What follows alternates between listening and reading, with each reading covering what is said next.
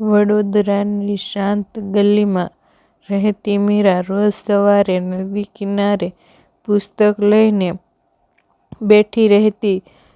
શબ્દમાં તે પોતાનો એકલપણો શોધતી. એક દિવસ ત્યાં આરવ આવ્યો, કેમેરો હાથમાં, આંખોમાં સપનાઓ. તેમજ રોજ અહીં વાંચો છો?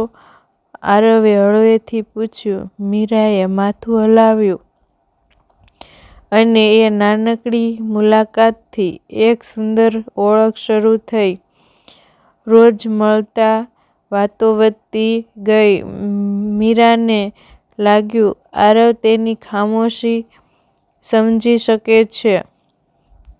આરવને લાગ્યું મીરાની આંખોમાં આખું જીવન લખાયેલું છે. બંને એકબીજાના સપનાઓ બન્યા. પણ જીવન હંમેશા સરળ નથી. આરવને વિદેશ જવાની તક મળી. સપનું મોટું હતું, પરંતુ દિલ મીરા પાસે અટકી ગયું. છેલ્લી મુલાકાતે મીરાએ માત્ર એટલું જ કહ્યું, પ્રેમ રોકતો નથી, રાહ જોવાનું શીખવે છે. આરવ ગયો. સમય પસાર થયો. પત્રો બંધ થયા. મીરાએ રાહ જોઈ, પરંતુ જીવન આગળ વધાર્યું. પ્રેમને યાદમાં સાચવીને